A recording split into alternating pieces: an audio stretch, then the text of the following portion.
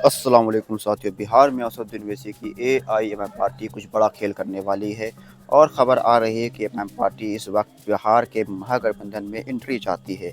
सूत्रों के हवाले से खबर आ रही है कि असदुद्दीन ओवैसी की एआईएमआईएम पार्टी को महागठबंधन में एंट्री मिल सकती है और महागठबंधन में एमआईएम पार्टी ने अपना ऑफर दे दिया है और चुनाव में एमआईएम पार्टी महागठबंधन के साथ मिलकर इस बार बिहार विधानसभा चुनाव लड़ना चाहती है।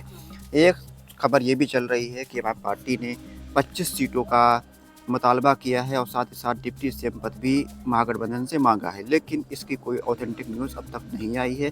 ऑथेंटिक बयान भी एमआईएम पार्टी की तरफ से इस तरह का जारी नहीं किया गया। सिर्फ और सिर्फ मीडिया और सोशल मीडिया पर ये खबरें चल रही हैं। इसके अलावा एक खबर ये भी चल रही है कि आरजेडी एमआईएम को 8 से 10 सीटें चुनाव में देने के लिए राज़ी है और साथ ही साथ एक खबर ये भी चल रही है कि कांग्रेस पार्टी एमआईएम को महागठबंधन का हिस्सा बनाने के लिए राज़ी नहीं है। अब यहाँ पर देखना होगा कि एमआईएम पार्टी का अगला कदम क्या होगा। हालांकि जो इमाम के प्रदेश अध्यक्ष हैं अख्तुल ईमान साहब, उन्होंने ऐलान किया है कि हमारी पार्टी तमाम इख्तलाफात के बावजूद महागठबंधन में शामिल होकर सांप्रदायिक ताकतों को रोकने के लिए बिहार विधानसभा चुनाव में कंप्रोमाइज़ करने के लिए तैयार है और महागठबंधन का हिस्सा बनकर एक बार एनडीए को यहाँ से चुनाव में हराने के लिए तैयारी कर रही है।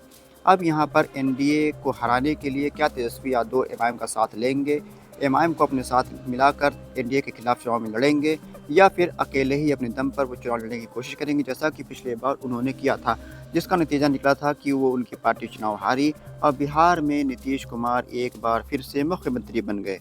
अब यहाँ पर एमआईएम पार्टी ने तो अपना ऐलान कर दिया है, अपना जो बात थी वो कह दी है। अब यहाँ पर जो सीधी-सीधी बातें हैं वो आरजेडी और कांग्रेस पार्टी को तय करना है कि क्या वो असदुद्दीन ओवैसी की एमआईएम पार्टी को अपने साथ मिलाएंगे या फिर एमआईएम पार्टी को एक बार फिर से अछूत छोड़ दिया जाएगा। लेकिन चुनाव जब होगा तो उस वक्त यही लोग एमआईएम पार्टी को, जो इस वक्त गठबंधन में शामिल नहीं कर रहे हैं, वही लोग आने वाले वक्त में एमआईएम को भाजपा की बी टीम, भाजपा का एजेंट कहते हुए नजर आएंगे और चुनाव में जब उनकी हार हो जाएगी तब सारा ठिकरा असदुद्दीन ओवैसी और एमआईएम पार्टी पर फोड़ देंगे कि एमआईएम पार्टी की वजह से वो चुनाव हार गए। एमआईएम अगर चुनाव न लड़ती तो वो चुनाव जीत जाती। इस तरह की बातें हमेशा से होती रहती है, लेकिन एमआईएम ने साफ-साफ लफ्ज़ों में कह दिया है कि आप सांप्रदायिक ताकतों को रोकने के लिए एमआईएम को गठबंधन में शामिल करें और एमआईएम पार्टी के साथ मिलकर चुनाव में लड़ें। सेकुलर वोटों का बँटवारा किसी भी तरीके से नहीं होना चाहिए। अगर सेकुलर वोटों का बँटवारा होता है तो बिहार में एक बार फिर से भाजपा और एनडीए की सरकार बन जाएगी, जिसका ज़िम्मेदार खुद आरजेडी और कांग्रेस पार्टी होगी। एमआईएम पार्टी ने ऐलान किया था पहले कि उनकी पार्टी 40 से 50 सीटों पर चुनाव लड़ने की तैयारी कर रही है और पूरे बिहार के अंदर उनका संगठन फैल चुका है। अब तक एमआईएम ने 2 प्रत्याशियों के नाम का ऐलान भी किया है। जैसा कि मालूम है, बहादुरगढ़ विधानसभा सीट से तौसीफ आलम, जो कि पूर्व विधायक रहे हैं कांग्रेस पार्टी के, तो वहीं ढाका विधानसभा सीट से पूर्व सांसद सीताराम सिंह के बेटे राजपूत नेता राणा रणजीत सिंह के नाम का ऐलान असदुद्दीन ओवैसी साहब ने अब तक किया है। इसके अलावा लगभग बाकी प्रत्याशियों के नाम का ऐलान होना बाकी है, लेकिन जो गठबंधन की चर्चा चल रही है उस वजह से नाम का ऐलान अब तक नहीं हुआ है। लेकिन कई कद्दावर नेता भी एमआईएम पार्टी में शामिल होना चाहते हैं और एमआईएम पार्टी के सिंबल पर चुनाव लड़ना चाहते हैं, जिसमें से कई पूर्व विधायक, पूर्व सांसद और पूर्व मंत्री तक हैं। यहाँ पर खबर भी ये भी है कि एमआईएम पार्टी के संपर्क में 12 जैसे पूर्व विधायक, पूर्व सांसद एमआईएम पार्टी के संपर्क में हैं। वह आने वाले दिनों में एमआईएम में शामिल होंगे और एमआईएम के टिकट पर चुनाव भी लड़ेंगे।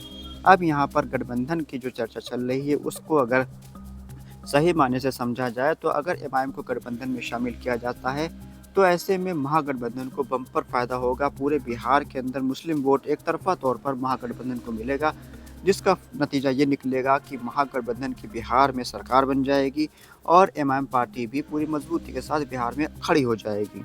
लेकिन ये सेकुलर पार्टियों का नतीजा है। सेकुलर पार्टी की जो आइडियोलॉजी है वो हमेशा से ये रही है कि कोई भी मुस्लिम लीडरशिप देश के अंदर पनप ना पाए, कोई भी मुस्लिम जो पार्टी है वो किसी को खड़ा होने ना दिया जाए। इसी का नतीजा यह था कि एमआईएम के जो 5 विधायक चुनाव जीते थे बिहार में, उसमें से 4 विधायकों को तोड़ लिया गया था आरजेडी के द्वारा।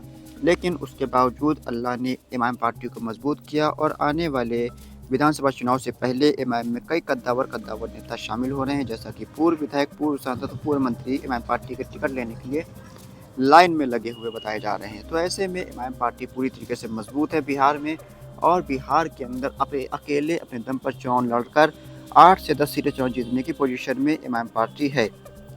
तो यहाँ पर जो खबर आ रही है कि एमआईएम पार्टी बिहार में 25 सीटें मांग रही है और डिप्टी सीएम पद मांग रही है, तो अगर ये मांग अगर एमआईएम पार्टी मांग भी रही है तो किसी भी तरीके से ये मांग गलत नहीं है। एमआईएम पार्टी का हक बनता है इतनी सीटें और डिप्टी सीएम का पद, क्योंकि एमआईएम अपने दम पर 5 सीटें चुनाव में जीत चुकी है। और वहीं जो निषाद पार्टी है या फिर बाकी जो पार्टियां हैं, एमआईएम पार्टी, इसके अलावा वीआईपी पार्टी हो गई या फिर लेफ्ट की पार्टियां हो गई, ये अपने दम पर एक सीट चुनाव जीतने के लायक नहीं है ये लोग, ये पार्टियां। उसके बावजूद इनको 10 सीटें, 12 सीटें, 16 सीटें महागठबंधन में मिलती हैं। लेकिन एमआईएम जो अपने दम पर 5 सीटें चुनाव जीत कर लाई थी, उसको आप 8 से 10 सीटें देने के लिए भी राज़ी नहीं हैं। तो ऐसे में महागठबंधन में एमआईएम पार्टी की एंट्री अगर होती है तो एमआईएम पार्टी को कम से कम 20 से 25 सीटें चुनाव लड़ने के लिए मिलनी चाहिए, साथ ही साथ डिप्टी सीएम का पद भी मिलना चाहिए। लेकिन अब क्या आरजेडी या फिर कांग्रेस इसके लिए राज़ी होंगे, वो तो बात की बात है। लेकिन अभी जो अंदर खाने खबर आ रही है कि वो पूरी तरीके से ये है कि आरजेडी हो या फिर कांग्रेस हो, वो नहीं चाहते हैं कि एमआईएम पार्टी बिहार में पनपे, बिहार के अंदर एमआईएम पार्टी का वर्चस्व बढ़े, एमआईएम के विधायक चुनाव जीत कर आएँ। तो यहाँ पर एमआईएम को अपने दम पर चुनाव लड़ने की तैयारी करना शुरू कर देना चाहिए। वहीं साथ-साथ नीतीश कुमार जो हैं, उनकी ताकत कम हो चुकी है और नीतीश कुमार के जो मुस्लिम वोट है पूरी तरीके से खिसक चुका है। वहीं लालू यादव की भी सेहत दुरुस्त नहीं है, उनके परिवार में भी कलेश चल रहा है। साथ ही साथ तेजस्वी यादव बिहार के जो आरजेडी पार्टी है उसकी कमान संभाले हुए हैं। उनके जो बड़े भाई हैं तेज प्रताप यादव, उनको लालू ने अपनी पार्टी से और परिवार से निकाल दिया है। तो अब तेज प्रताप यादव का क्या रद्द-ए-अमल आगे रहेगा, वो देखने वाली बात होगी। क्या वो अलग पार्टी बनाएँगे या फिर किसी और पार्टी में शामिल होकर आगे की राजनीति करेंगे? ये बात काफ़ी दिलचस्प रहने वाली है कि लालू परिवार में अगर 2 फाड़ होते हैं तो सीधा-सीधा फ़ायदा एनडीए को, भाजपा को बिहार के अंदर मिलता नज़र आएगा। साथ ही साथ जो प्रशांत किशोर पूरे बिहार के अंदर दौरे कर रहे हैं, उससे भी महागठबंधन को नुकसान होगा और बिहार में भाजपा को फ़ायदा होता हुआ नज़र आएगा। अगर इन सब चीज़ों से निपटना है तो बिहार में महागठबंधन को, एमआईएम पार्टी को महागठबंधन में शामिल करना होगा और एमआईएम पार्टी को 20-25 सीटें चुनाव में देकर मजबूती के साथ एक बड़ा गठबंधन बनाकर एनडीए का मुकाबला करना होगा। उसी सूरत में एनडीए को बिहार में हराया जा सकता है, वरना एनडीए जो नंबर गेम है उसमें काफ़ी मजबूत है। चाहे वो उसमें नीतीश कुमार की पार्टी है, भारतीय जनता पार्टी, साथ-साथ चिराग पासवान की पार्टी भी है और जीतन राम मांझी की भी पार्टी एनडीए का हिस्सा है, तो उनका नंबर गेम मजबूत है। हर समुदाय की नुमाइंदगी उनके पास है। हालाँकि एनडीए को मुस्लिम वोट मिलता नहीं है, तो मुस्लिम नुमाइंदगी उनके पास नहीं है। वहीं अगर महागठबंधन की बात करें तो इसमें आरजेडी है, कांग्रेस है, लेफ्ट पार्टियां हैं और वीआईपी पार्टी है। लेकिन यहाँ पर जो एक गैप दिख रहा है वो मुस्लिम वोटों का है। मुस्लिम वोटों को साधने के लिए महागठबंधन को, एमआईएम को अपने साथ लेना होगा और बिहार में पूरी मजबूती के साथ एनडीए के खिलाफ चुनाव लड़ना होगा और सेकुलर वोटों का बंटवारा रोककर एनडीए को इस बार हार का सामना दिखाना पड़ेगा और महागठबंधन की सरकार बनाकर तेजस्वी यादव बिहार के मुख्यमंत्री और अख्तुल इमान साहब को बिहार का डिप्टी सीएम बनाना होगा। तो यहाँ पर बिहार की तरक्की के लिए बहुत ज़रूरी है कि बिहार में बदलाव हो, परिवर्तन हो और एमआईएम पार्टी का डिप्टी सीएम बिहार के अंदर बने। अख्तुल इमान साहब पूरी मजबूती के साथ मेहनत कर रहे हैं, तो उनका हक बनता है कि बिहार के डिप्टी सीएम